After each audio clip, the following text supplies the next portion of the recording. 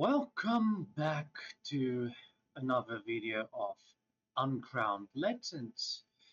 My name is Gert Janse van Rensburg, and yeah, we're talking about some legends in chess, which I believe isn't talked about enough. And today we're covering the legend Howard Staunton.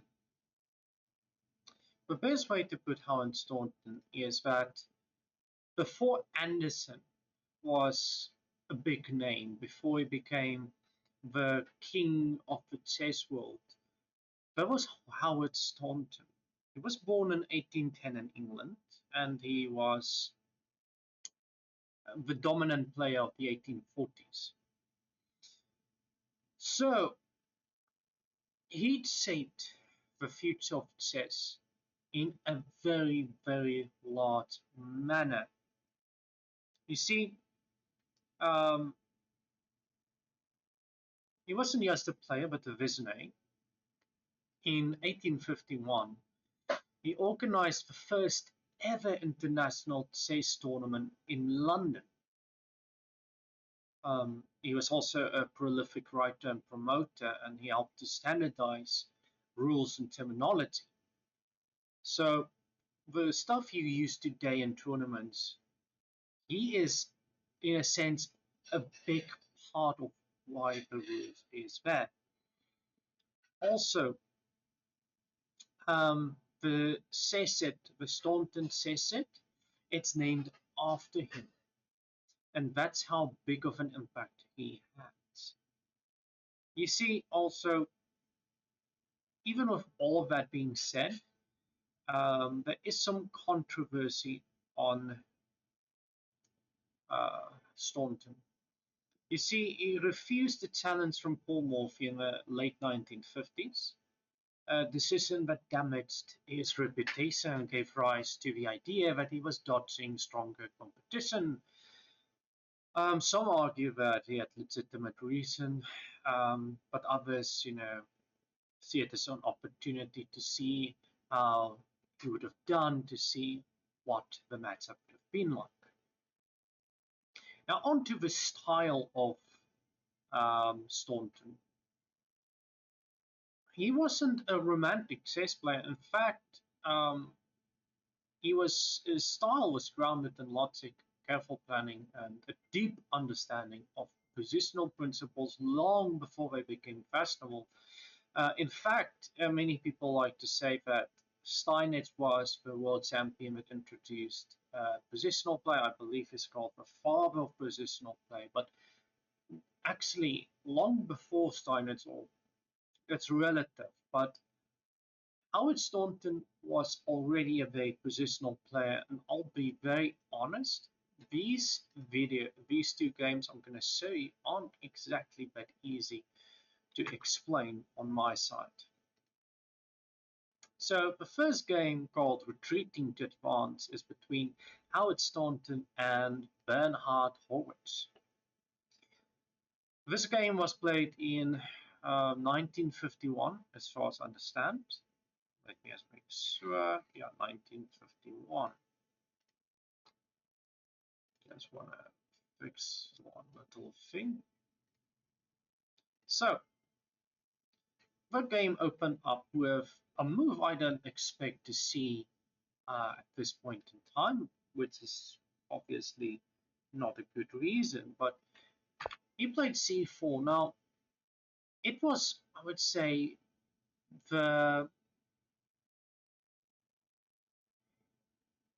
it was the way to play in that era, was to play e4.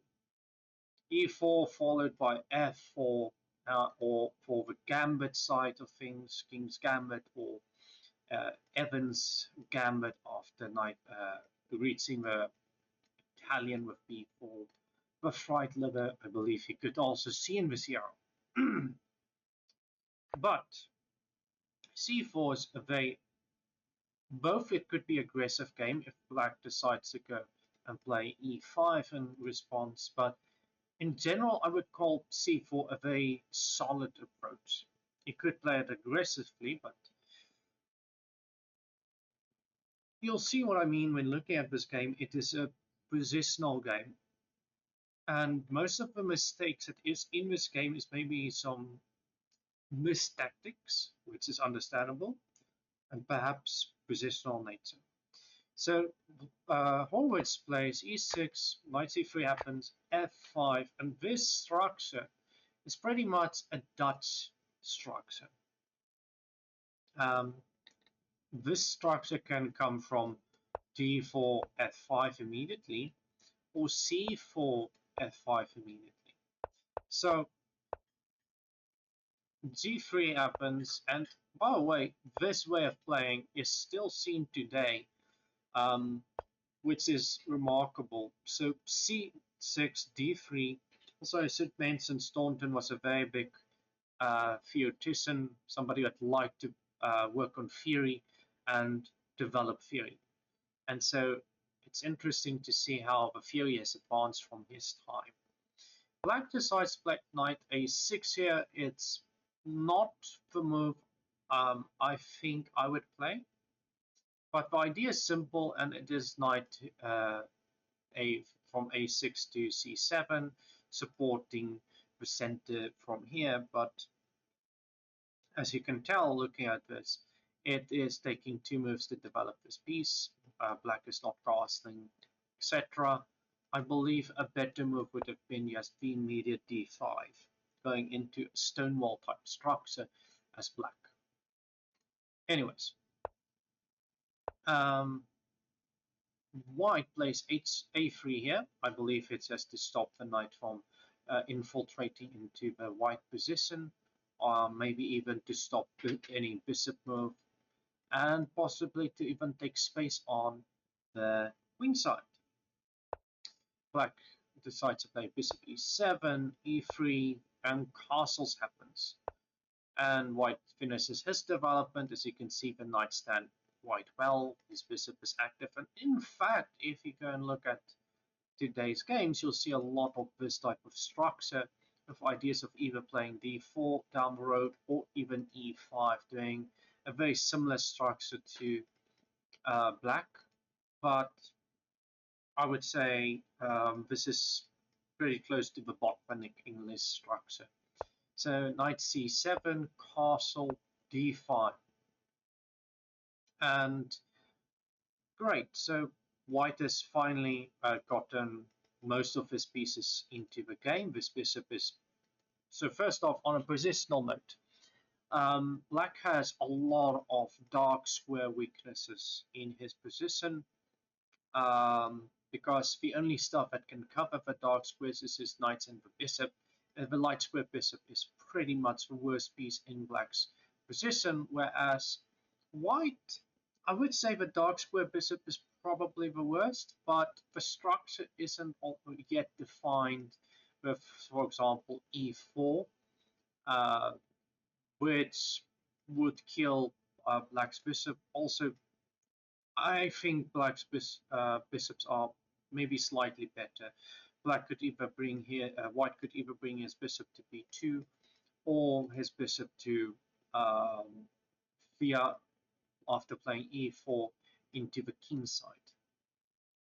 But yeah, white does decide to play b3 with the idea of playing bishop b2.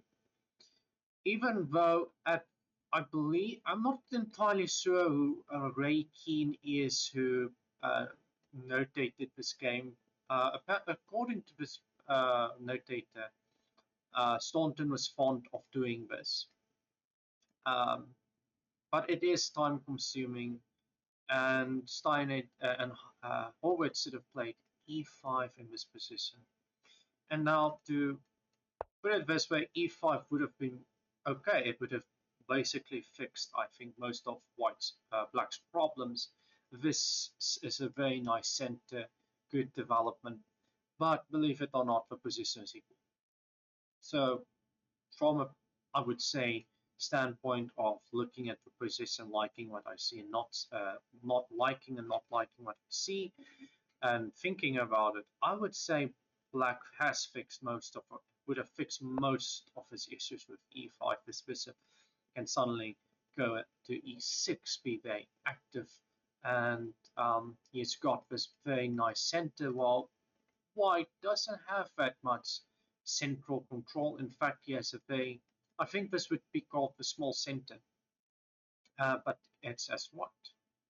But anyways, black instead decides to play queen e8 with the idea of bringing the queen to t6, I believe.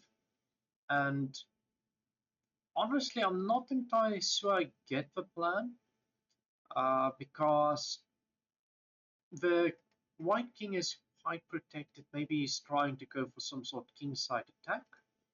It feels a bit unlikely at this point. So bishop b2, queen f7, rook c1 is activating another piece, anticipating the opening of the c file with c takes on d5, um, bishop d7, and here is a move that is considered a mistake. The comment on this move is the central thrust is always stronger for being delayed, and according to the commentator or annotator, is that white has won the battle of the opening. Now, if you ask the ensign or look at the ensign will tell you e4 is not the best move.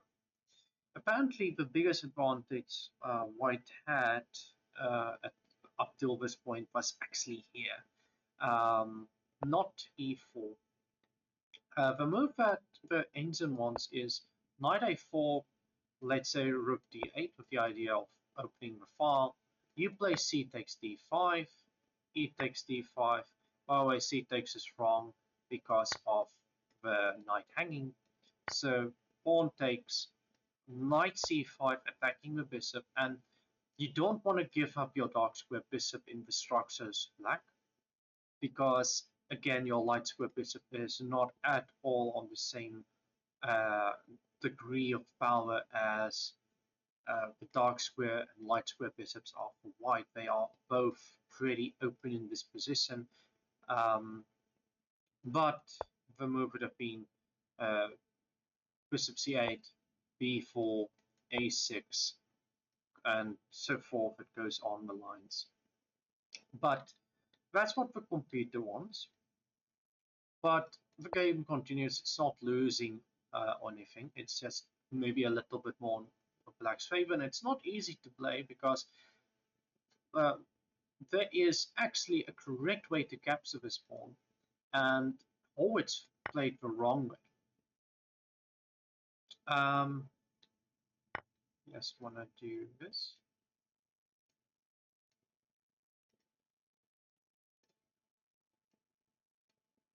This is the wrong way to capture the pawn on e4. Again, it's such a small mistake because it's literally going from minus 0.6 to plus 0.5. So the correct way is taking on d takes e4, d takes e4, and e5, again opening up the light square bishop and taking the center. That's pretty much the whole idea behind it. But by playing f takes, d takes, and rook d8, this position is very closed. It's not, I think you could perhaps, yeah, that's indeed what I believe white should have considered playing here, because if you're not going to play e5 and yes, going to play rook d8, white is going to play e5, and suddenly it's +1 for white on a positional scale. And you'll see, if you look at this position for white, for black is really cramped. White has the serious space advantage. Black has no open files, which in fact, yeah, the only open file black has is the F file. But yeah, knight back to F8, oh sorry, E8, and F4, just locking this pawn into the position and anchoring it. You're not going to get rid of it. You can't push a pawn to dislodge it. The closest you get to attempting to hinder the pawn is with a g5, and that's a really, really weakening move, even more so than f4 is in the opening. So again, inaccuracy, but it is an inaccuracy. It does boost the advantage a bit more into white's favor with d takes c4. But again, it's a really difficult position to play. I understand the idea of trying to open up a file and perhaps trying to get some space. I don't see how I would find g6 to be a move to play, and apparently the move to be answered to g6 is g4. So I can't really fault black. I think it's just some early misjudgments on what to play that led to a horrible position later down the road. So it's again very positional. e5 here was a crucial move to play as both white and black. So this is actually a textbook example of the space advantage. B takes c4, bishop takes c5, and I will admit black does get his bishop very active, but the bishop on its own is not going to do a lot, and this move right now is not good. g6 being played right now is not good. It's just weakening the f6 square, and actually you'll see Staunton make use of this square later on. A better plan would have been b5 to try and take space on the queen side. I believe taking is not, it's possible. It's still not that bad, but apparently a4 would have been better. I'm not going to go too deep into those lines. g6, queen b3, hitting the pawn, and now I believe b5 is almost impossible. Take. Maybe it's possible, but Horowitz just decided to defend the pawn instead, which is again, I would say, almost a very passive move. At knight a6 is an option to tactically defend, if I'm not mistaken. So if you were to take knight c5 and another piece gets into the action, you're sacrificing a pawn for the improvement of your pieces. That would have been a better option. b5 is not great because now knight e4 is possible, eyeing the f6 and d6 squares. Anyways, so bishop c8, knight e4 anyways, bishop b6 all the way back. I think, I'm not entirely sure why, but I think, yeah, sorry, I'm just blind. The knight moving opens up the queen to the bishop. Rook d1, offering a trade of rooks. Knight a6, queen to c3 is not the best move. The best move would have been d4, trading off these bishops and getting another knight to the center, centralizing all his pieces. And yeah, again, all of four black's 6 pieces are on the back rank. That's not good, whereas at least 3 of the 6 pieces are off this first rank for white. So again, development is better for white and space as well. So queen c3, rook takes, and knight c5. Followed by knight e6. This is fine, I believe, because of rook takes. Actually, it's just creating a pass pawn on its own, and threatening checkmate stuff down the road is lethal. For example, queen to h8 is checkmate. Anyways, so black can't take, and queen c7 is played. Queen c2, some maneuvering going on. Knight z7. I believe it's aiming at possible movements, protecting this pawn, but this actually lets go of control over f6. So g4 is played to prevent black from putting his knight on f5. And now the prelude to the decisive attack by Staunton is done, and now his pieces can start to stream in to attack the black king. So queen e7 is played, uh, maybe trying to infiltrate, but yeah, white has all the play. It's now up to white to prove how to get into the black position.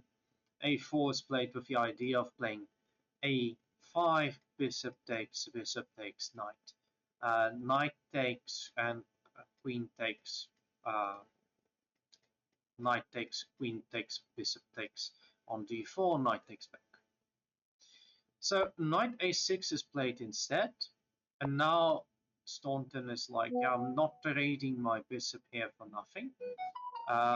Just sit there, enjoy your bishop getting, being on a worse diagonal. There's nothing happening on this diagonal. Queen to b3, targeting both e6 and b7. But yeah, I would also say it's just activating the queen and bringing it to a third rank so that it can easily be transported from one side of the board to the other. b6 is played and knight e4 is played with the idea of playing knight f6, and also I think similar ideas. Now, admittedly, the computer prefers knight c3, where it's the line goes bishop b takes c5, bishop g1, queen b6, queen c4, and yeah, I'm not going to go any deeper here. It does, I don't see it. So knight e4, b takes c5, knight f6, and king h8 is an inaccuracy because the computer actually evaluates rook takes to be more important, which I would say is a tactical mistake, because after rook takes knight, c takes d4, you get two pieces for the rook, and the position gets to become holdable. Yes, this is a pass pawn, and this pawn can take the knight, but in fact, taking here would be not the greatest move. This pawn is not going anywhere, and you have two connected passed pawns marching down, and this is still better for white, but it's not what white could have had. So knight takes d4 is actually more important. This knight is still hanging. Knight e8 and g5, you're screwing the pawn into the f6 square. There's all kinds of queen h3, queen h6 to queen t7 checkmates looming. There's also just some target on e6 to make use of, and this pawn is a fast pawn that's not going nowhere. So back to the game. King h8, queen h3, again continuing with ideas of queen h7 checkmate. The knight goes to e8 and bishop a1. As you can see, the deployment of Staunton's forces creates a wonderfully aesthetic impression, and by highlight, you can see the sweeping retreat of his bishop is easy because, well, again, he couldn't take the bishop because checkmate, and so this bishop is still on the long diagonal, eyeing all kinds of ideas, and yeah, it's a big problem for black. So knight takes, pawn takes, again a very strong passed pawn, screwing in is a possibility, not needed right now. King g8, bishop e5 first, hitting the queen, and getting it improved actually. It's now also centralized. As opposed to these two pieces of black, which is on the side of the board doing nothing. Bishop e4, queen f7, and now knight g1. And actually, so just to mention this move, right? Black is blockading the passed pawn, and he may survive this game or position if he's able to hold. Except Staunton, presents a brilliant move here that banishes, all hopes. This is something I would say you would see in later years in chess and today. And this is why it's so impressive to see how Staunton played, and why it's clearly played in a classical and positional manner long before it became fashionable. Knight g1 is not easy to see, and that's where the name of the game comes from, the retreating to advance. And the idea is simply knight to go to f3 and either e5 or g5. And yep, that's pretty much what he does. Black can't do anything. Now g5 gets played to screw in f6. Bishop back to b7 where it's not doing anything. c4, maybe it's better, but I wouldn't say it's much better. Really at this point it doesn't matter.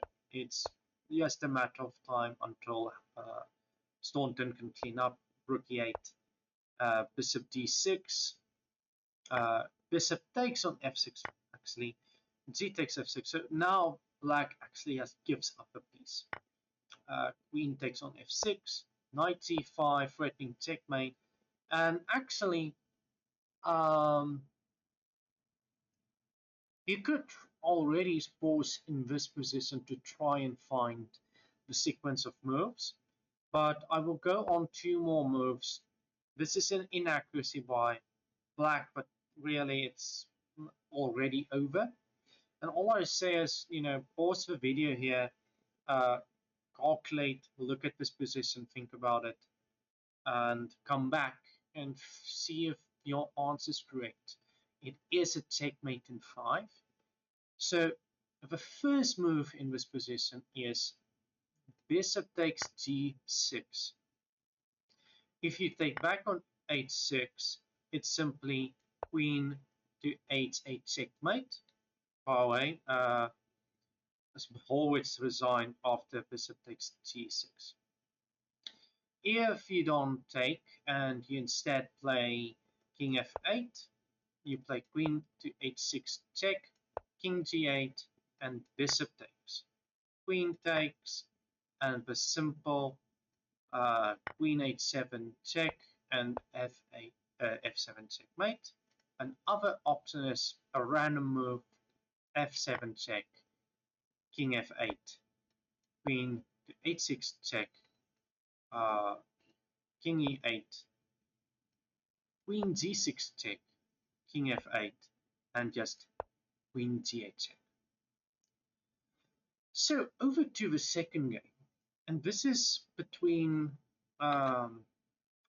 Pierre Charles Fournier de Saint-Amand, I'm pretty sure I'm not pronouncing it correctly, as white, against Howard Staunton as black.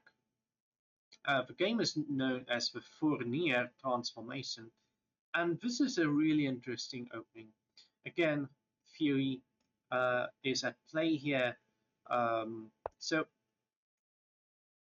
this is, from what I understand, quite a big match, or from quite a big match or game at least. And Fournier was, Saint-Amand was a romantic chess player, big romantic chess player at that time in the world, and Staunton wasn't. And actually, this next move is extraordinary to see because, believe it or not, I believe the Sicilian was not respected until Fischer and Kasparov really played it a lot. Yes, you did see it before them, but I believe the top players in the world and the general consensus was the Sicilian isn't that great. So I'm actually going to do this from the perspective of black because we're covering Staunton here. So c5, f4, this is known as the McDonald attack, in this very aggressive in the style of romantic chess. very King's Gambit-like ideas. I would, however, say that this is could easily transpose to a modern day Grand Prix attack, or even a French start. So what I mean by that is, if you play d5, this leads to pretty much a Karo Khan, but uh, one tempo up for uh, black. And if take, you get the Tull Gambit variation of this line.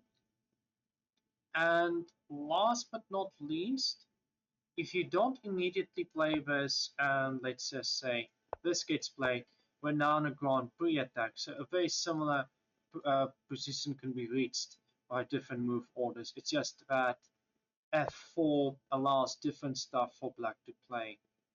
And so e6 is played, knight f3, knight c6.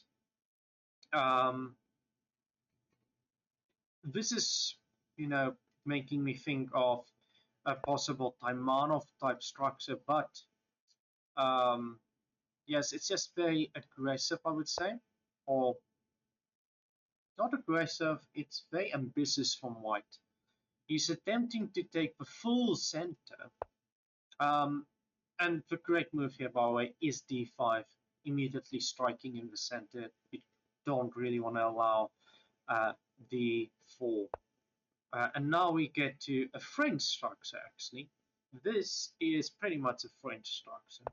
Queen b6 and bishop d3 is really not beautiful, guys. I don't like it, but I think it's a necessity because d5, c takes d5, c takes d5, and you get stuff like knight h6 to go to f5, bishop b4. But I think, yeah, you could also just ignore it, keep the tension. But yeah, this is a French structure through and through. But I don't like the bishop d3. It's, yeah. So bishop d7, the bad French bishop in action. Bishop c2. So 2 moves to develop a bishop, and not castling even. I could easily see c5 maybe being a move here, but I assume it's still playable. It goes from minus 0.2 to 0. Plus 0.1, so it's very much playable, and white can't castle. But it allows white to play stuff like d3. Anyway, so rook c8 is played by black, where you get white castles, knight h6 to play, f5, h3. I'm assuming it's to stop the knight from getting close, and maybe to play g5. Bishop e7, king h2, and I really don't like the next move. I think I get it, but at the same time, it was not needed at all. f5. It's really not needed in this position. In fact, it's a very weakening move. I think it's banking on the idea of en passant, and then bishop takes on f6, and I'm not entirely sure, but also it's to stop g4. Basically, all you had to do here was castle, g4 could happen, f6 happens, and g5 is not even viable here because f takes a knight f5. And after this, actually, it's interesting, but you'd have to take with the pawn, not with the bishop, because you're getting forked. But I still don't like this. f6 is really... I think the logic behind it is okay. I just don't like the look of it. a3, a5, it's not needed, it's stopping b5, There is some lines here where you could instead castle b4 happens anyways and d4 gets played, but like I said, it gets complicated and positional nature. These games are perhaps a pay grade above what I can uh, comfortably explain. Um, so b4, you don't have to respond to it. You can rather strike back and try to undermine this pawn structure. You're happy with something like b takes on c5 because your bishop becomes active. C takes you're fine with because the knight gets active. And you get this very nice pawn. Um, so bishop d3 would actually be preferable here. b4 and after d4, d3, and now a5 is possible. But the immediate a5 is fine. I'm fine with logic. a4 was wrong. d4 should have been played, taking the center. And again, this is his French structure. Yes, a very complicated game, very locked, very closed, very maneuvering, which I assume is not what the, I believe, French player here wanted, since he, from what I understand, is a romantic chess player. So knight f7, d4, h6, rook e1, g6, uh, knight a3, c takes d4, knight takes d4. In fact, rook b1 is best. After castle, knight b5, the knight stands on a good square, c5, g4. Sorry, b4 is an option, but g4 striking on the king side and so forth is ideas. But the taking here is not correct, because after knight takes c takes, g5 happens on the king side. By the way, this game is still very much equal. It has never gone above +1 for white. It hasn't ever reached -1, but otherwise the game is equal. Knight b5, bishop takes on b5. The bad bishop is traded off for one of for knight, and I would say that's probably good. The only good minor piece you can say white has is now the light square bishop, and it's looking into, you know, walls, bricks. So the knight was white's really strong piece, a minor piece. The dark square bishop is also, you know, just looking into bricks, whereas the dark knight and the dark square bishop for black, both of them will be able to get into the game and be of use. So bishop takes, a takes, rook c4, targeting d4, bishop d3, rook c8 is so this is a I want to say it's a calculation mistake and possibly endgame a lack of endgame theory at that point, or at least the theory isn't as advanced as it is today. So after rook takes d4, which is the best move according to the computer, you get bishop e3, which spins. But he has played c takes f4, bishop takes d4, queen takes d4. You can even play bishop c2 here, by the way, and queen takes is 100% fine. I don't think I would willingly go into this. But the point is, you've got black has the best pawns, and the pieces are better. There's not a lot of open files. Rook e2, b6, rook c1, c5, b4, a takes b4, rook a1, and castles. And black has all the play. It's, you know, still with perfect play, maybe a draw. But yes, I would in this position also give black uh, the winning chances most likely. But anyway, so bishop e2 happened, g takes f4, rook f1, knight e5, giving up this pawn to develop the knight.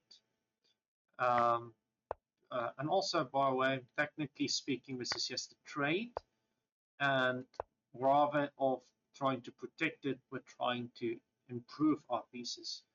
Bishop takes, knight e4 is on a wonderful outpost in the center of the board. Almost the infamous or famous, depending on how you look at it, octopus knight. Rook c1, rook takes c1, queen takes c1, king d7, activating the king, bringing it to the center, and also allowing the rook full access to the eighth rank. Queen e3, bishop g5, trying to trade off this bishop, I believe. Bishop d3, rook g8, bishop takes e4, d takes e4, pass pawn for white, bishop takes on g5, h takes d5, queen b3, d4, and actually the first time a minus 1.5 advantage for black after rook d1, which is a mistake. Apparently rook takes f5 keeps the position equal. You win a pawn because you are not actually you're sacrificing the rook, yes, but you're getting a pawn, winning a pawn with that. Because if you were to take on e5, the queen can give a check on f7, king d8, queen takes, and this pawn is passed. Also, not to mention, the king has no move besides going to the back rank. So check, check, and so forth. So what should have been played here is queen takes d4 on this line, rook f7 check, king d8, and this is not correct, by the way. You might be looking at this and thinking, but isn't this close to checkmate? But g3 actually is, this leads to checkmate in 3 for black. g3, king here, and check, checkmate. My mouse is acting up a little. So, yeah, king d8, and the line continues with queen c2, queen takes e5, g3, d6, and this just turns into a rook and pawn endgame, which is very, draw, very draws. So g takes h3 is played after rook d1. Queen takes h3, queen d8, d5, trying to advance the pawn, king c8, and this pins, of course, pins the pawn to the rook. Queen c3 check, king b8, d6, f4. Now we've got this is not just a passed pawn, and this one is also moving. Probably might become even a connected pass pawns. And this is actually the blunder. So the best move in the position is d4, queen b6, queen c7 check, take, take, take, and we're back into a position where it's rook and pawns. This is rook and pawns with equal material endgame chances for both sides, but or rather I should say it's very draws.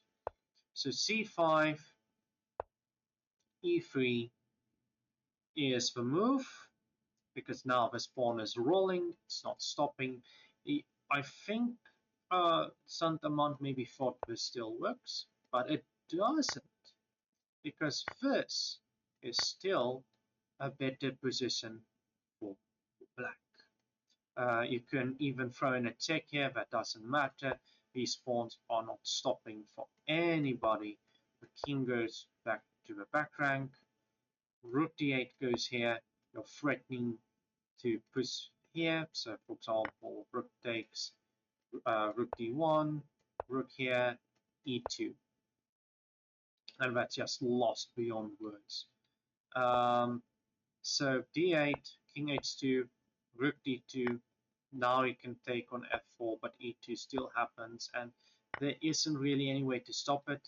You're just winning all the pawns, and you're gonna get two connected pass pawns on the queen side, and so white is just lost, hopelessly lost in this endgame. So Queen h4 check, King g1, Rook g8, and the final nail in the coffin to end the game in style is Queen e2. And now this is his checkmate in 3. So as we've talked before, take your time, come back to the video, and now here is the move. By the way, the move that should have been played is d7. It does not help because this pawn is covered. Queen d8, d8, queen check, uh, take, take, king c7, rook d1, and we're back to that very same endgame position, but even better if I'm not mistaken. So queen e2 allows rook h8, and there's no way to stop checkmate. The only way you can, make the checkmate last longer is by moving your king. No, it's just unstoppable. And with that, both games are ended. Like I said, I hope you enjoyed the 2 games and seeing the positional prowess of Howard Staunton. Again, I was just a much better explainer and player to be able to explain these positions. Again, if you live in South Africa or visiting South Africa and you're in Pretoria, the Gauteng province, check out the Pretoria Chess Club. I believe it was started in 1886, but I could be wrong. We have a Facebook group. Go check it out, and yeah, have a nice time, everybody, and cheerios.